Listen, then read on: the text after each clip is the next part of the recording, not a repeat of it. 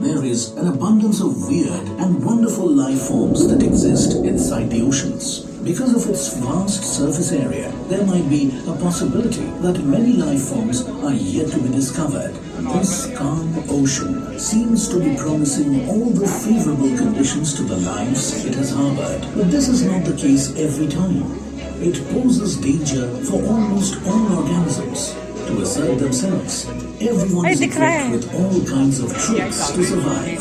You will be surprised to know that the largest animals of the oceans, such as whales, consume tons of phytoplanktons each day to keep themselves alive.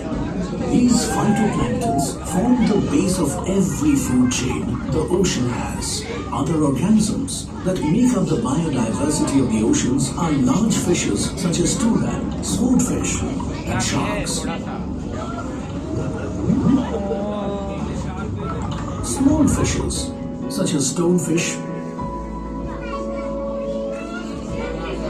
remoras, reptiles such as turtles, mammals such as dolphins, and invertebrates such as sponges, corals,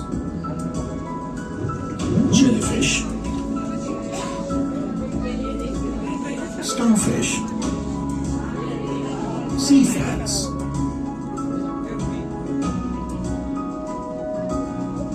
crabs and octopuses. The ocean contains approximately 230,000 identified species. And it is an assumption that some 2 million marine species yet to be documented.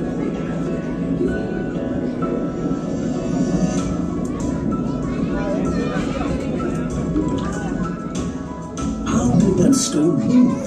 That is not a stone. It is a live creature resembling a stone. It is called stonefish to be more precise. It camouflages itself by taking the appearance of a rock or coral and blending in with them, sitting close to them at the bottom of the ocean. It is the most venomous fish known to the world. People, while swimming in the open oceans, often mistake it to be just another pebble and step on it. The pressure applied by one's foot causes it to release a neurotoxic substance from its gland. This toxin is very powerful and causes unbearable pain and paralysis, which, if neglected, can lead to the death of the individual. Despite their venomous spines, these fish are still edible if prepared properly. Amazing, isn't it? What happened to this fish? Suddenly, why did this fish swim so fast, as if somebody's after its life? Oh, yes, an octopus is chasing this fish. Oops, it's a bad day for the octopus. The stonefish succeeded in saving its life. Octopuses are marine animals famous for their rounded bodies and 8 long arms. They are among the most highly evolved invertebrates. They possess long-term and short-term memories similar to vertebrates and pass their personality traits onto their offsprings. Octopuses are the best example of exhibiting camouflage. They are the genetic marvels by possessing 10,000 more genes than humans.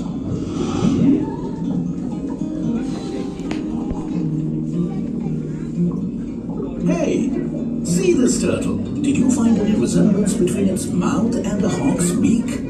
This is a hawksbill sea turtle. It is named for its long, narrow head and their hawk-like beak. Not only are they slender, graceful, and beautiful, but the hawksbill turtle can glow. The hawksbill turtle is the only known reptile to be biofluorescent.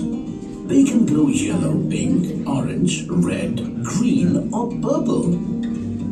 Did you know that these tree-like or finger-like structures are nothing but animals? They are the primitive multicellular aquatic animals that lack a definite nervous system, digestive system, circulatory systems, and musculature. They also do not show conspicuous movements of body parts. Sponges may have a skeleton of spicules, which makes them difficult to digest if eaten by another organism. Hence, generally, sponges are not eaten by other organisms organisms. However, hawksbill sea turtles are known to eat sponges. You must be thinking that this netted structure is some kind of plant found in the ocean bottom. To your surprise, this is also an animal. This is called a sea fan. Sea fans are a type of soft coral that is often found in warm waters and around reefs. There are also soft corals that live in deep waters. These are colonial animals that have a beautiful branching structure that is covered by soft tissue. One of the interesting facts about the sea fan is that it hosts other marine life. Hidden in the branches of this soft coral lives one of the smallest invertebrates. Let us go a little closer to observe the invertebrate. It is a pygmy seahorse.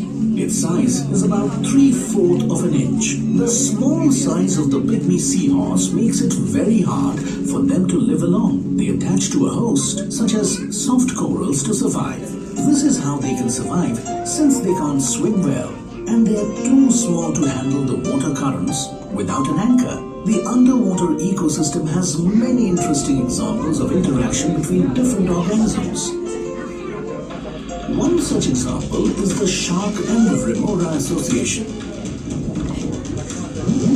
The remora fish attaches to the belly of the shark by a sucker disc in its mouth. It travels everywhere the shark goes. It eats any parasite of the shark, which helps keep the shark clean. By doing so, it establishes a symbiotic association with sharks. The remora or sucker fish gets to eat and the shark stays clean and healthy. But remoras also do their share of scavenging. When sharks make a kill, the remora fish capitalize themselves by eating leftovers.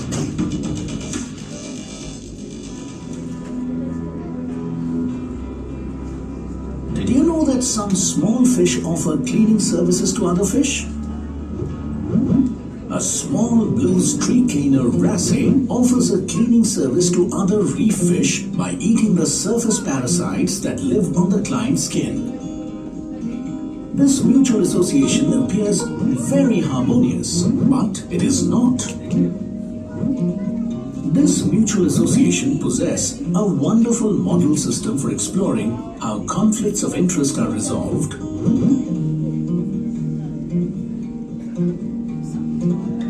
This region of the sea is rich in algae. Hey, see, the algae is moving. No, this is not algae. This looks like a crab. This is a spider crab. It lives mostly in shallow bays on the sandy bottom. They are among a group of several different crab species that are known as decorator crabs because they cover their shells with material to hide from the eyes of predators. Spider crabs cut off bits of algae and cover their spiny shells with it to make a form of living camouflage. The camouflage works great in helping them to blend into their surroundings, and the algae benefits from this mutualistic symbiosis because it gets a free ride, giving it access to more floating debris for food and more space to spread its genetic material around the ocean.